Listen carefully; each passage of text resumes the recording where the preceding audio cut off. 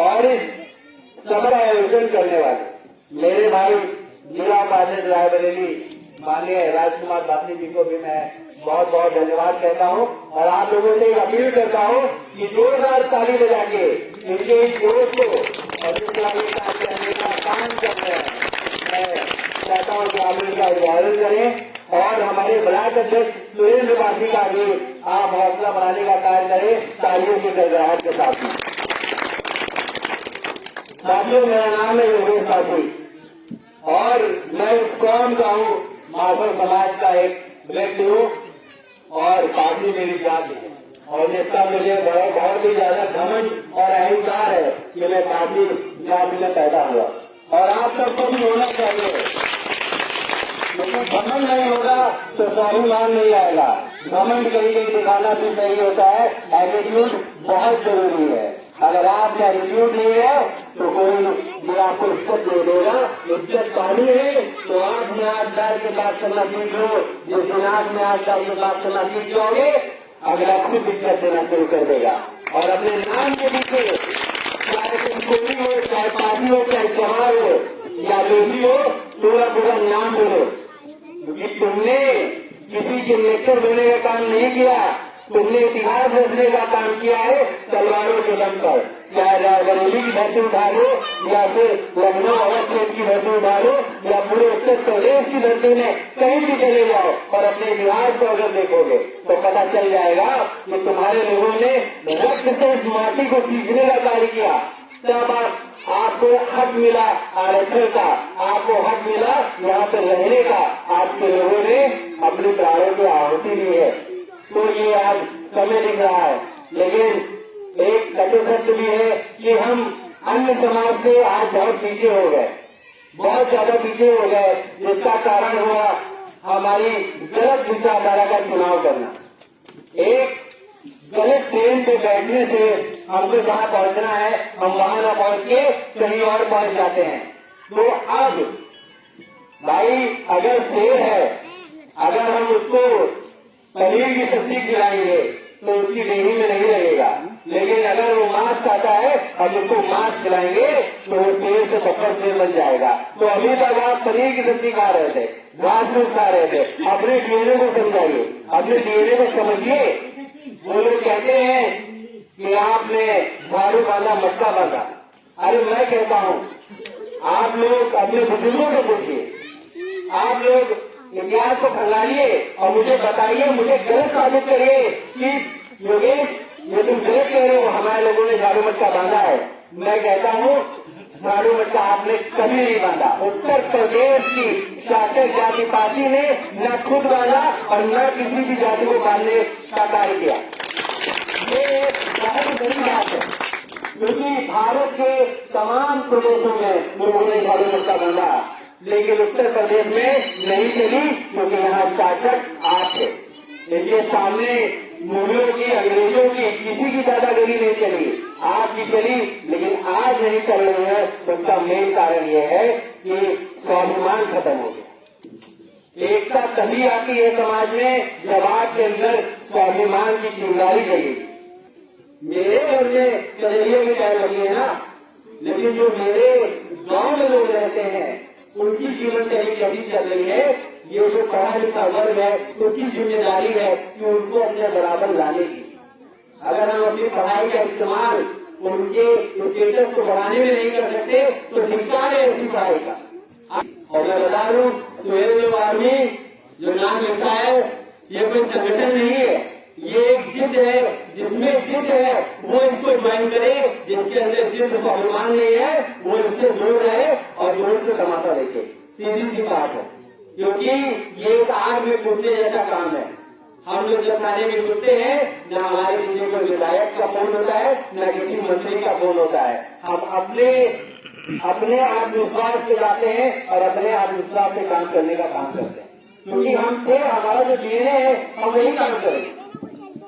और जैसा कि मुझे यहाँ बताया गया कि हमारा समाज शिक्षा के क्षेत्र में काफी पीछे हो रहा। ठीक है, किसी के साथ गलत हुआ, हमारे लोग पहुंचे, उसको न्याय दिलाया, लेकिन न्याय दिलाने से समाज को आगे नहीं बढ़ रहा। समाज तो वही स्थिर है। समाज कैसे आगे बढ़ेगा?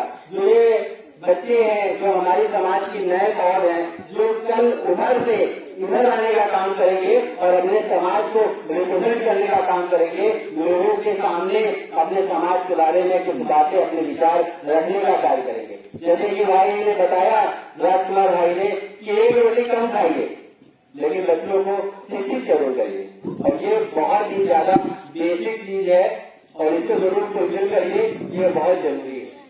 हमारी जो पिछली माताएं और बहनें बैठी हैं, उन्होंने कई घरों को देखा होगा, सिर्फ 2 आदतें बड़े से बड़े घर को, चाहे 10 बीघा खेती हो, 2 आदतें खराब कर देती हैं, एक जुआ और दूसरी दारू।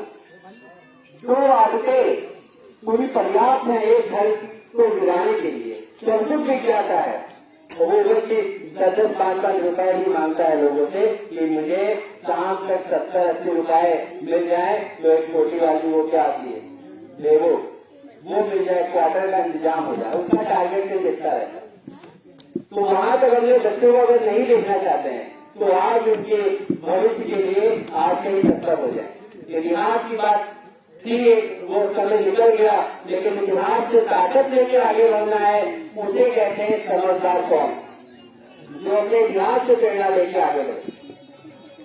भाई इतिहास से प्रेरणा नहीं लेंगे तो जो लोगों ने, इसमें अधिकतर लोग युद्ध भूमि में मारे गए, जितने भी लोग हैं युद्ध भूमि में मारे गए, आज इतिहास में इनका नाम है, इनकी फोटो हम लोगों ने सबसे ऊपर लगाई।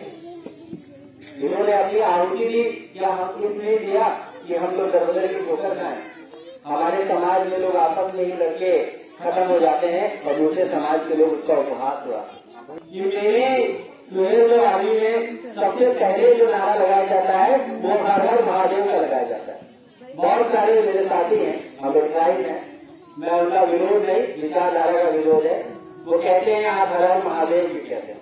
तो पहले मैं वो उसको रिकॉर्ड करना चाहूंगा कि यदि आप में इतिहास पढ़ेंगे और किलो में घूमने जाएंगे, चाहे माए काशी का हो, चाहे लखनऊ के राजा महाराजा लालदेव काशी का हो, या लखनऊ को बसाने वाले महाराजा लाखन काशी का हो, या 12 किलो के मालिक महाराजा बिजली काशी का किला हो, या केकरनाथ काशी का किला हो, चाहे सीता काशी का किला हो।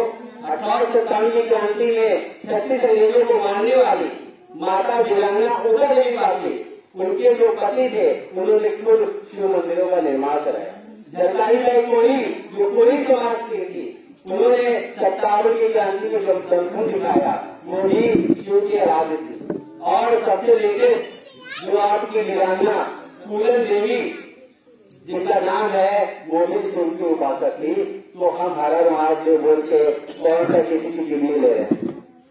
हम तो वही कर रहे हैं जो हमारे महापुरुष करते थे। उसमें कौन सी गलत बात है?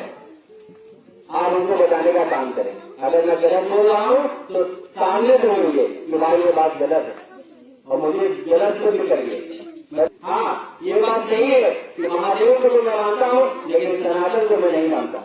बहुत लोग ये सनातन या आरएसएस की लैंग्वेज है, हमारी लैंग्वेज नहीं है। अगर हमें अपना घर बनाना है तो अपनी का इस्तेमाल करना होगा, तो बाहर के पैसों से घर नहीं बनता। ये आप इस बात को माइंड कर लीजिए। भाई आपके एक राजा को, जो महाराजा सुहेल काशी को उपाधि मिली है, और दुनिया में किसी राजा को वो उपाधि नहीं मिली है, राष्ट्र रक्षक कहा गया। राष्ट्र रक्षक का मतलब क्या हुआ?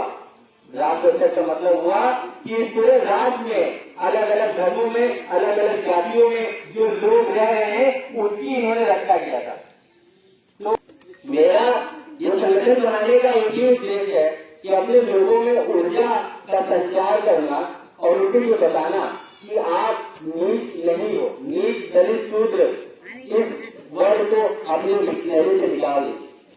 अगर नहीं निकाल पाएंगे और स्वाभिमान नहीं जगा पाएंगे तो कभी भी आप एक नहीं हो सकते, क्योंकि जो खुद को नीच कह रहा है वो कहाँ एक हो पाएगा? वो तो कहेगा कि हम तो अपनी लड़ाई लड़ नहीं सकते। मेरे पीछे कुछ माताएं बहनें बैठी हैं, उनको मैं ये बताना चाहूंगा कि 57 की क्रांति या फिर देश की आजादी के बाद जो योगदान पुरुषों का रहा, उससे ज्यादा योगदान महिलाओं का रहा है। ये बात हमेशा दबाई जाती है, लेकिन जब घर पे विपत्ति आती है, कोई आदमी दारू पी के पड़ा है, कोई क्या कर रहा है, जब घर पे घनघोर विपत्ति आती है तो एक महिला ही दिखाने का कार्य करती है। तो इसलिए अपने समाज की महिलाओं को इज्जत जरूर दें, क्योंकि आपके घर को किस दिशा में ले जाना है वो उसके ऊपर। जिस तरह से ऊर्जा देवी पासी, अवंतिका बाई लोधी, झलकारी बाई कोहली का बखान इतिहास में आता है, ये सब भी एक महिलाएं हैं। कुछ लोग आधी अधूरी कहानी जानते हैं ऊर्जा देवी पासी के बारे में। मैं छोटी सी कहानी बताना चाहूंगा। ऊर्जा देवी पासी ने, जो उनके पति थे मक्का पासी, उनकी जब शहीद हुए, वहीं से ऊर्जा देवी पासी ने कसम खा ली थी कि मैं इन अंग्रेजों से बदला लेके रहूंगी, प्रतिशोध लेके रहूंगी। तो उन्होंने पहले ही एक पीपल के पेड़ के नीचे ठंडे पानी के घड़े रख दिए थे, कई सारे। उनको पता था, जिसको नियोजित था, जो लोग कहते हैं कि इस कौम के पास दिमाग नहीं है, मैं बताना चाहता हूँ कि दिमाग कितना टूट टूट के भरा है। दिमाग तो इतना है कि कैसे क्या करना है वो तो सब पता है, बस दिमाग गलत जगह लग रहा है। पहले दिमाग सही जगह लगता था, अब दिमाग जो है ना गलत जगह लग रहा है। तो पहले ही उन्होंने सुनियोजित तरीके से ठंडे पानी के घड़े वहां पर रख दिए। उनको पता था कि अंग्रेजों के पास गोली बंदूक है, हमसे ज्यादा सेना है, हम मारे जाएंगे, वो थकेंगे और पानी पीने वहां पे आएंगे, क्योंकि गोली और बंदूक की रेंज इतनी नहीं होगी कि 36 लोगों को इतनी दूर दूर से मार देंगे। तो जब कोई भी व्यक्ति, कोई भी अंग्रेजी सैनिक वहां पे पानी पीने आता था तो वो ऊपर से उसके ऊपर गोली मार देती थी। और जब वहां के जो जनरल थे उसने देखा कि यार जो पानी पीने जा रहा है वही वहां पे मर जा रहा है, ऐसा क्या वहां आ चुका है, तो उसने अवलोकन किया तो देखा कि कोई व्यक्ति ऊपर बैठा है जैकेट पहन के, और उसने अपने जो सबसे अच्छा शूटर था उससे निशाना लगवाया। और क्योंकि ऊर्जा देवी पासी की गोलियां और जो उनके पास जो भी था वो सब खत्म हो चुका था, इसलिए उसने शूट किया। और जब वो गिरी और जब उनकी टोपी फटी तब पता चला कि ये तो एक औरत उनके केस से, उनके बालों से पता चला कि ये एक औरत है। और मैं सीधा टोक के कहता हूँ सबके पास बड़े मोबाइल है, गूगल से निकाल लो कि पूरे वर्ल्ड में, मैं भारत की बात नहीं करता, इस पूरे जगत में अगर किसी औरत ने कहीं भी 36 से ज्यादा लोगों को मारने का काम किया हो तो मुझे गलत साबित करके दिखा दो। तो कहाँ आप महिलाओं को आंक रहे हो कि वो उनके पास दिमाग नहीं है या उनके पास बल नहीं है? सब कुछ है, बस वर्ग जो भी समुदाय या धर्म या जाति अपने इतिहास को नहीं जानती है वो कभी भी उज्जवल भविष्य की कामना ना करे। तो अपने इतिहास को जानिए। आज तलवार का जमाना नहीं है, आज इसका जमाना है, आज कलम का जमाना है। अगर हम परीक्षा लेने जाते हैं तो तलवार लेके नहीं जाते, हम कलम लेके जाते हैं। अगर हम थाने जाते हैं तो एप्लीकेशन लिखने के लिए हमें कलम की आवश्यकता होती है। लोग इस कलम के जरिए इसकी स्याही का यूज करके IAS PCS बनते हैं, गवर्नर जनरल बनते हैं। आप ही के गांव से बहुत सारे लोग सरकारी नौकरी में भी गए होंगे तो इस कलम के जरिए, तलवार के जरिए से नहीं।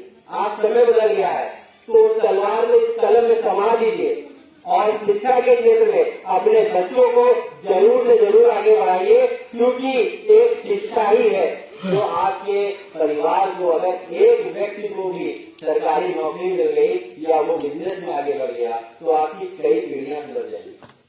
हम हैं या बहुत सारे हैं, लाखों करोड़ों हैं, लेकिन हम एक दूसरे को ढंग से इज्जत नहीं देते हैं तो क्या मतलब है? इतनी संख्या होगी, इतनी संख्या से क्या मतलब? अगर हम अपने बड़े के पैर नहीं छू सकते और वहां जाके बातों ब्राह्मणों के पैर छूते हैं 100 लोगों के बीच में, तो अगर हम अपने को बढ़ाना चाहते हैं तो पहले अपनों के सामने झुकना पड़ता है, उनको इज्जत देनी पड़ती है। अगर इज्जत नहीं दोगे तो यहाँ हो यही रहोगे। बड़े बड़े नेता स्कॉर्पियो फॉर्चुनर से आएंगे आपके गांव में काफिला लेके, हाथ जोड़ के आपका वोट लेंगे और चले जाएंगे, आप वहीं के वहीं रह जाएंगे। अपने समाज को इज्जत को बढ़ाने के लिए राजनीति करना जरूरी नहीं है, लेकिन राजनीति को बदलने के लिए समाज का एक होना बहुत जरूरी है। क्योंकि जब हमने संगठन बनाया तो हमें बहुत सारे लोगों ने किया कि योगेश तुम बीटेक करने के बाद IT से एक जॉब कर सकते हो जिसमें 25-30 हजार रुपए कम से कम महीना कमा सकते हो। ये इस चक्रों में कहाँ पड़ गए। और बहुत सारे लोग हैं, माननीय आगे चौधरी जी है, कौशल किशोर मंत्री बन गए, बहुत सारे लोग हैं जो उन लोगों को नहीं समझा पाए, तुम क्या समझा पाओगे। उन्होंने मेरा मजाक उड़ाते हुए इस बात को कहा कि तुम एक पढ़े लिखे परिवार से हो, उसमें मत जाओ, ये लोग कहीं नहीं समझे। लेकिन मैंने भी एक चीज सिखा दी, मैंने, क्योंकि मैं पेशे से इंजीनियर, मैंने इंजीनियरिंग की पढ़ाई की, तो मैंने जरूर ये सोचने का काम किया कि कहीं ना कहीं कोई ना कोई तो कमी रह गई होगी उनके काम में, तभी तो समाज एक नहीं हुआ। आखिर हमारे नीचे बसने वाला एक समाज जो अपना 4 बड़ा सीएम बना सकता है, जिसको चमार राजास कहते हैं, वो बन सकते हैं, तो हम क्यों नहीं बन सकते। आखिर क्या कमी थी। तो जब कमी पता चली तो ये पता चला कि लोग भाषण तो बहुत बड़े बड़े देते हैं, जैसे आज मैं दे रहा हूं, बिल्कुल भाषण बहुत बड़े बड़े देते हैं, लेकिन इस गांव में जब किसी को दिक्कत हुई तो अपना फोन बंद। तो समाज एक होता है एक दूसरे की मदद करने से। जब उसके यहाँ भारी विपत्ति आ जाए, घर में उसके लोगों ने उनकी बहन बेटियों को उसको बहुत मारा हो, और जब आप उसके जाके खड़े हो जाए और उसके कंधे पे हाथ रख दे कि भाई मैं आपके साथ हूँ, मेरे लोग आपके साथ हैं, मैं सबको लेके आया हूँ, चलो मेरी गाड़ी में बैठो, अभी मैं रिपोर्ट कराता हूँ, तब समाज एक होता है। उस समय अपना फोन बंद करने से समाज एक नहीं होता है, अपना फोटो बैनर में लगवाने से समाज एक नहीं होता है, अपने नाम दीवारों में लिखवाने से समाज एक नहीं होता है। उससे तो आप क्या प्रचार कर रहे हो, समाज का क्या, वो तो वही रह गया, वो तो वही रह गया। अगर समाज को बढ़ाना है तो समाज को लेके चलो, लीडरशिप क्वालिटी मेंटेन करो। लीडरशिप क्वालिटी का मतलब है यहाँ आके 1 घंटा भाषण देना नहीं, अपने सभी भाइयों को इज्जत देना, उसको कहते हैं लीडरशिप।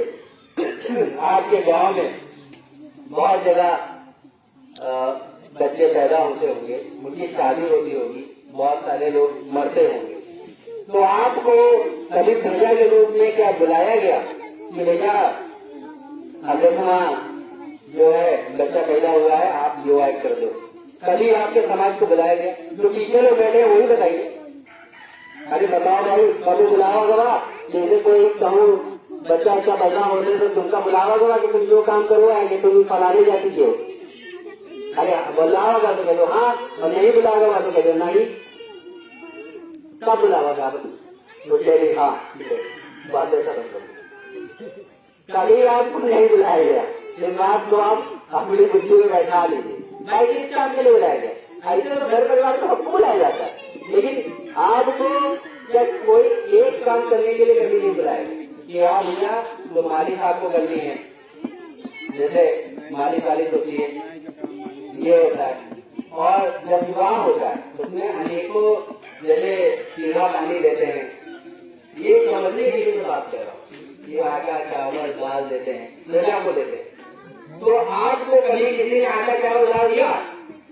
कभी दिया कि आप प्रजा हो, आप हमारे घर में ये काम किए? भाई कुम्हार आता है, पहले था कुम्हार कुच्चा बनाता था घरों में जाके, उसमें लोग पानी पीते, पकड़ी का काम करता, ठीक है। उसी तरह से बिजली आता है, जब लोग कहीं कोई खत्म हो जाता है तो लोग जो नहाते हैं उसके कपड़े लेके जाता है, ठीक है। तो आप बताइए, आपको किसी विवाह उत्सव में सीधा पानी देने का काम किया गया कि भैया ये लो रोटी और ये लो सीधा पानी, आपने हमारे यहाँ सेवा की? कभी मिला? अच्छा सही बात है।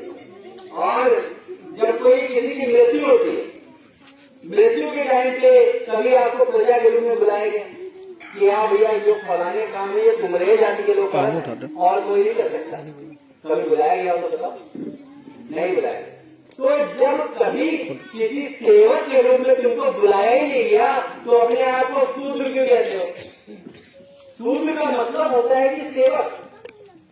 इतनी लंबी बात इसीलिए गई कि समझ में आ जाए दिमाग में कि शूद्र वो होता है जो सेवक होता है। बहुत सारी जाते हैं अपना भाई कहार है, वो सिंगारा वगैरह वो के अपना जीवन यापन करता है। अरे आप बताओ, आप कौन सा काम करते थे? कोई काम हो तो बताओ। तो जैसे पिछले दिन कुछ बात हो रही है, कह रहे चौकीदार को नहीं रखा जाता, तो उसके लिए एक बात है, उसके लिए ये बात है कि जब यहाँ पे गुप्त काल आया, जिसको गुप्त डायनेस्टी कहते हैं इंग्लिश में, तो वहां पे जो आपके लोग थे, तो क्या राजपाट जब चला गया तो उनको यहाँ से ऋण वसूल करने के लिए रखा गया। वो गांव गांव में जाते थे और थोड़े बदलाव के लोगों से पैसा वसूल करके लाते थे। यही काम था, इसीलिए उनको लठैत कहाँ से निकले, वहीं से निकले। हमारे दादा, हमारे जो बाबा थे वो खुद लठैत थे। जब ठाकुरों के यहाँ शादी होती थी तो बुलाया जाता था, ये फलाने लठैत को बुला के लाओ, कोई साला भाई मांगना होने का। तो ये शक्ति रही है तुम्हारी। आज किसी घर में लड़की है ना, तो फलाने घर में है, तो अपने घर में हथियार जरूर रखो। अगर हमारी बहनें भी किसी के सामने चाहे जितना बड़ा बाहुबली हो, 4 बहनें अगर लाठी लेके खड़ी हैं तो उससे भी कदम डगमगाएंगे कि आगे बढ़ाई कि ना बढ़ाई, कोई लठियां ना दे। और अकेले खड़े हो तो अगर 4 भैया भी है वो हम पीछे लाठी रखो और घर में जरूर रखो। जो आज बता रहा हूँ मैं बातें, और हमारे कई सारे लोगों ने आपको बातें बताई, हंसी के माध्यम से इसलिए बता रहा हूँ कि आपको याद हो जाए, ये आपको बोलियत ना लगे कि पता नहीं क्या बताए गए रहे, हमने नहीं आवा और सब भूल गए। समाज के अंदर बातें जानी चाहिए, चाहे इंग्लिश में बोलो, चाहे हिंदी बोलो, चाहे उसकी मातृभाषा अवधी जो हम लोग बोलते हैं कि तोरा मोहरा, ये सब हम भी गाँव में बहुत रहे हैं तो हम सारी लैंग्वेज जानते हैं। तो ठीक है साथियों, इसी के साथ मैं अपनी वाणी को विराम देता हूँ और ये उम्मीद करता हूँ कि इतनी बातें हुई यहाँ पे, इतनी आप लोगों से चर्चा हुई, कुछ आप लोग सीखेंगे और एक दूसरे की मदद जरूर करिएगा कि समाज भाषण से मीटिंग से नहीं होता है, एक दूसरे की मदद करने से होता है। क्योंकि आपका कोई दोस्त हो, दोस्ती तभी बनी रहती है जब आप उसकी कठिन समय में उसकी मदद करते हैं, तब दोस्ती बनती है। तो जैसे दोस्ती बनने का फार्मूला वो है, वो समीकरण है, तो समाज को भी एक करने का फार्मूला वही है। आप अपने लोगों की मदद करें। यहाँ की जनता का, यहाँ के जो जिला उपाध्यक्ष माननीय राजकुमार पाटिल जी, जिन्होंने हमको यहाँ आमंत्रित किया, हमको मंच लिया और इतने सारे लोगों को बुलाने का काम किया, मैं क्षमा प्रार्थी हूँ। यहाँ की जनता का जो मैं काफी विलंब से आया, मैं सभी से हाथ जोड़ के ये बात कहता हूँ। और ब्लॉक अध्यक्ष हमारे सुरेश पाटिल जी और हमारे ग्राम प्रधान भाई जी का मैं बहुत बहुत आभार व्यक्त करता हूँ कि इस तरह के सामाजिक कार्यक्रम आप लोग करवाते रहिए। भले हम आए ना आए, लेकिन आप लोगों में भी बहुत ज्ञान है जो समाज की दिशा को बदलने का काम कर सकते हैं। और ऐसा नहीं है मैं यहाँ बोल रहा हूँ कि मैं बहुत बड़ा लीडर हूँ, हर व्यक्ति के अंदर ज्ञान मौजूद है। हम छोटी छोटी चर्चाओं के माध्यम से भी अपनी बात को रख सकते हैं और हमें रखना भी चाहिए, तभी समाज आगे। हर महादेव, जय माधव।